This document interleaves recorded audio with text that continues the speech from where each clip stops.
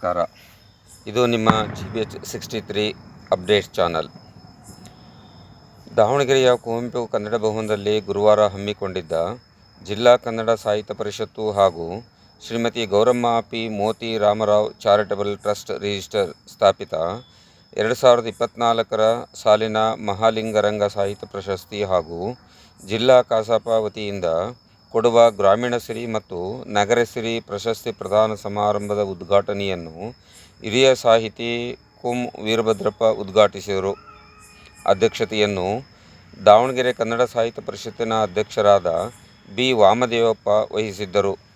ಪ್ರಶಸ್ತಿ ಪುರಸ್ಕೃತ ಮಲ್ಲಿಕಾರ್ಜುನ ಕಡಕೋಳರ ಬಗ್ಗೆ ಹಿರಿಯ ಪತ್ರಕರ್ತ ಬಾಮ ಬಸವರಾಜಯ್ಯ ಮಾತನಾಡಿದರು. ಮಲ್ಲಿಕಾರ್ಜುನ ಕಡಕೋಳ, ಎನ್ ವಿ ಪಾಟೀಲ್ ಮಾತನಾಡಿದರು. ಬಿ ವಾಮದೇವಪ್ಪ ಅಧ್ಯಕ್ಷೀಯ ನುಡಿ ನುಡಿದರು.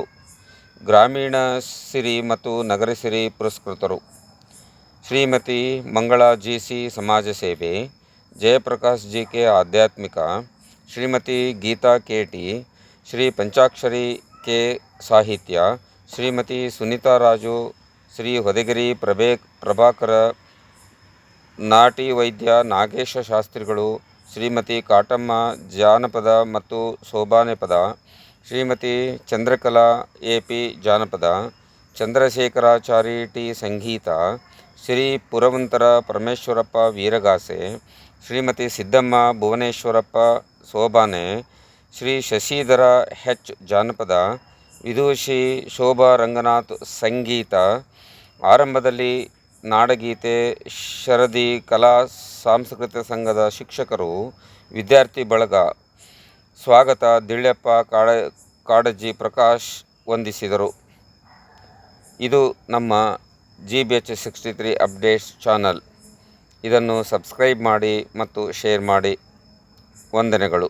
ಪ್ರದೇಶದಲ್ಲಿ ಕನ್ನಡವನ್ನು ಹೆಚ್ಚು ಬಳಸ್ತಕ್ಕಂಥ, ಕನ್ನಡ ಮಾಧ್ಯಮ ಶಾಲೆಗಳನ್ನು ಸಶಕ್ತಗೊಳಿಸ್ತಕ್ಕಂಥ ಕೆಲಸವನ್ನು ಇಲ್ಲಿರ್ತಕ್ಕಂಥ ಕನ್ನಡಿಗರು ಮಾಡಬೇಕು.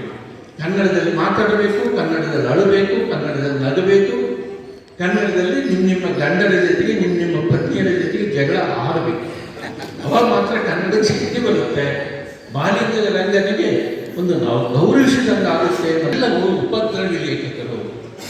ಎಲ್ಲಿ ಉಪದ್ರವಿ ಲೇಖಕರು ಹೆಚ್ಚು ಪ್ರಮಾಣದಲ್ಲಿರ್ತಾರೆ ಅಲ್ಲಿ ಪ್ರಜಾಪ್ರಭುತ್ವ ಗಟ್ಟಿಯಾಗಿರುತ್ತೆ. ಯಾಕಂದ್ರೆ ಕ್ವಶನ್ ಮಾಡ್ತಕ್ಕಂಥ, ಪ್ರಭುತ್ವವನ್ನು ಕ್ವಶನ್ ಮಾಡ್ತಕ್ಕಂಥ, ಪ್ರಶ್ನಿಸ್ತಕ್ಕಂಥ ಲೇಖಕರಾಗಿರ್ಬೇಕು. ಯಾವಾಗಲೂ ಲೇಖಕರು ಅಂದರೆ ಅದು ಎಡಬಲ ಪ್ರಶ್ನೆ ಅಲ್ಲ, ಪ್ರಭುತ್ವವನ್ನು ಪ್ರಶ್ನಿಸ್ತಕ್ಕಂಥ ಲೇಖಕರು. ಅಲ್ಲಿ ಅವರು ಅಂತಾರೆ ಇಲ್ಲಿದ್ದಾರೆ ಅಂತಕ್ಕಂಥದ್ದು ಒಂದು ಸೌಭಾಗ್ಯದ ಸಂಗತಿ. ಆಮೇಲೆ ಮಹಾಲಿಂಗ ರಂಗ ಪ್ರಶಸ್ತಿ ಸುಮಾರು 300 ಮಹಾಲಿಂಗ ರಂಗ ಕವಿ, ಅವನ ಹೆಸರು ರಂಗನಾಥ ಅಂತ. ಮಹಾಲಿಂಗ ರಂಗ ಹೆಸರಿನಲ್ಲಿ ಕವಿತೆ ಪದ್ಯಗಳನ್ನು, ಸುಂದರವಾದ ಭಾಷೆ ಪ್ರಪಂಚದಲ್ಲಿ ಎಲ್ಲೂ ಇಲ್ಲ. ನೀವೇನಾದರೂ ಕನ್ನಡ ಮರ್ತರೆ ನಿಮ್ಮ ತಾಯಿಯನ್ನು ಮರ್ತಂತೆ, ಗಂಡ ಹೆಂಡತಿಯನ್ನು ಮರ್ತಂತೆ, ಹೆಂಡತಿ ಗಂಡನನ್ನು ಮರ್ತಂತೆ. ಅದು ಕಾರಣ ಕನ್ನಡವನ್ನು ಪ್ರೀತಿಸಿ, ಕನ್ನಡದಲ್ಲಿ ಮಕ್ಕಳ ಹತ್ರ ಮಾತಾಡಿ. ಯಾವ ಕಾರಣಕ್ಕೂ ಮಕ್ಕಳಿಗೆ ಮೊಬೈಲ್ ಕುಂದಿಸ್ಬೇಡಿ. ಗಲಾಟೆ ಮಾಡ್ತೇವೆ ನಾವು, ಭಾಗ್ಯಲಕ್ಷ್ಮಿ ಸೀರಿಯಲ್ ತೊಂದರೆ ಕೊಡ್ತೇವಂತ ಮೊಬೈಲ್ ಕುಂದಿಸ್ಬಿಡ್ಬೇಡಿ. ನೀವು ಮಕ್ಕಳ ಜೊತೆಗೆ ಆಟ ಆಡಿ, ಮಕ್ಕಳ ಜೊತೆ ಕನ್ನಡದಲ್ಲಿ ಮಾತಾಡಿ.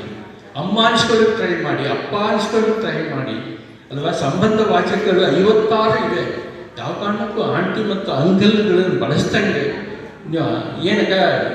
ಏನತ್ತೆ ಈ ಥರ ಮಾತಾಡಿ, ಸಹಜವಾಗಿ ಮಾತಾಡಿ ಅಂತ ಹೇಳ್ತಾರೆ. ಎಷ್ಟು ಇವರು ಬಂದಿದ್ರು, ಯಾರು ಪಾರ್ಸಿಗಳು ಬಂದಿದ್ರು, ಕಲ್ಕತ್ತಾಕ್ಕೆ ಬಂದಿದ್ರು, ಬಾಂಬೆಗೆ ಬಂದಿದ್ರು.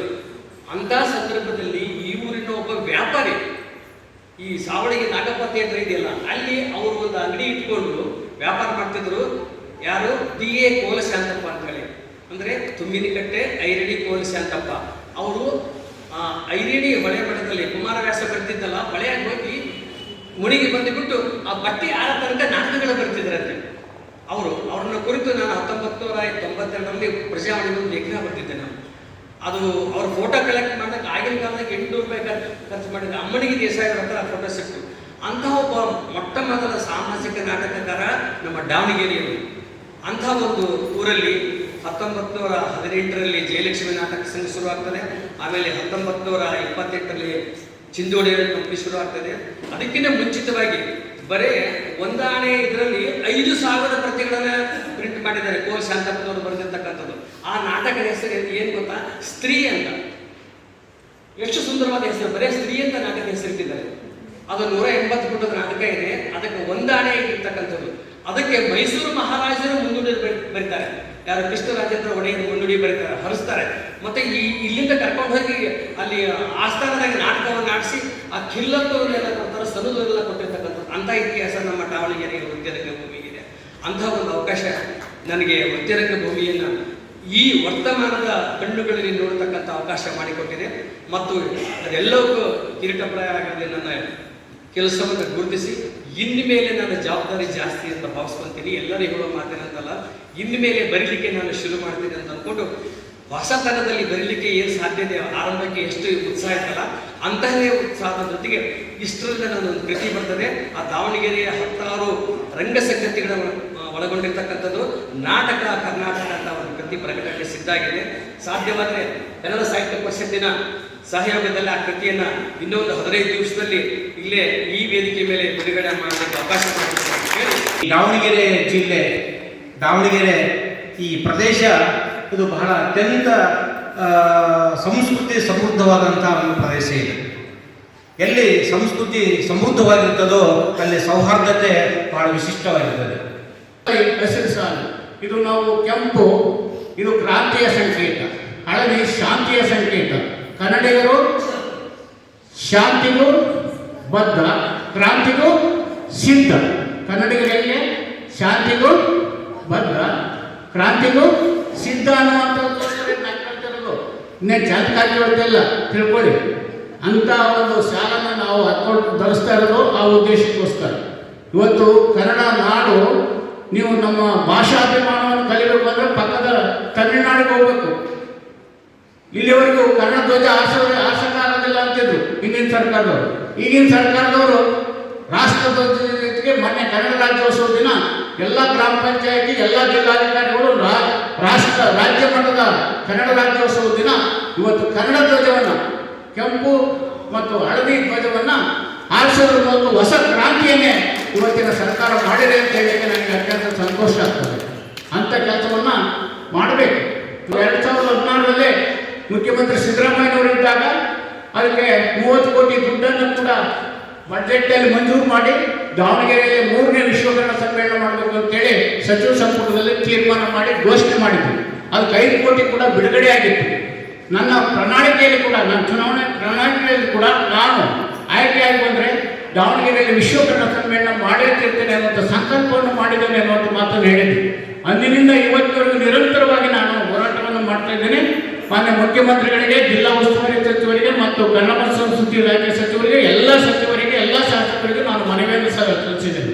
ಅಷ್ಟೇ ಅಲ್ಲ, ಬೊಮ್ಮಾಯಿ ಅವರು ಮುಖ್ಯಮಂತ್ರಿ ಇದ್ದಾಗ ಅವರು ಬಜೆಟ್ನಲ್ಲಿ ಕೂಡ ವಿಶ್ವಕರ್ಣ ಸಮ್ಮೇಳನ ಮಾಡ್ತೀವಿ ಅನ್ನೋಂಥ ಘೋಷಣೆಯನ್ನು ಬೇಕಾದ್ರೆ ಬಜೆಟ್ ಭಾಷಣದಲ್ಲಿ ಪುಸ್ತಕದಲ್ಲಿ ತೆಗೆದು ನೋಡಿ. ಅಂಥ ಹೋರಾಟವನ್ನು ಮಾಡ್ಕೊಂತ ಬಂದಿದ್ದೇವೆ. ಮತ್ತೆ ಮೊನ್ನೆ ಮುಖ್ಯಮಂತ್ರಿಗಳು ರಾಜ್ಯ ಪತ್ರಕರ್ತರ ಸಮ್ಮೇಳನಕ್ಕೆ ಬಂದಾಗ ಅವರಿಗೂ ಮನವಿಯನ್ನು ಕೊಟ್ಟು ಒತ್ತಾಯ ಮಾಡಿದ್ದೀವಿ. ಇದರ ನಿರಂತರ ಹೋರಾಟ ನಮ್ಮ ಏನು ಹೇಳಿದ್ರಲ್ಲ, ಈ ವರ್ಷ ಬಜೆಟ್ನಲ್ಲಿ ವಿಶ್ವಕರ್ಣ ಸಮ್ಮೇಳನ ಏನಾದ್ರು ಘೋಷಣೆ ಆಗಿದ್ರೆ ಆ ಬಜೆಟ್ ಘೋಷಣೆ ಆದ 4ನೇ ದಿನವೇ ದಾವಣಗೆರೆ ಜಿಲ್ಲಾದ್ಯಂತ ನಾವು ಚಳುವಳಿಯನ್ನು, ನಮ್ಮ ಏನು ವೀರಭದ್ರಪ್ಪನವರು ಹೇಳಿದರು ಅಂತ ಚಳುವಳಿಯನ್ನು ಹಮ್ಮಿಕೋಬೇಕಾಗುತ್ತೆ ಅನ್ನುವಂಥ ಎಚ್ಚರಿಕೆಯನ್ನು ಘನ ಸರ್ಕಾರಕ್ಕೆ ಮತ್ತು ನಮ್ಮ ಈಗಿನ ವ್ಯವಸ್ಥೆಗೆ ಹೇಳಬೇಕಾಗುತ್ತೆ ಅನ್ನುವಂಥ ಮಾತನ್ನು ಹೇಳ್ತಾ, ಈ ಎಲ್ಲ ವ್ಯವಸ್ಥೆಯನ್ನು ನಿಮ್ಮೆಲ್ಲರ ಪರವಾಗಿ ನಾನೊಂದು ವ್ಯಕ್ತಿಯಾಗಿ, ಕನ್ನಡ ನಾಡಿನ ಒಬ್ಬ ಸೇವಕನಾಗಿ ಕೆಲಸ ಮಾಡಲಿಕ್ಕೆ ಸಿದ್ಧ.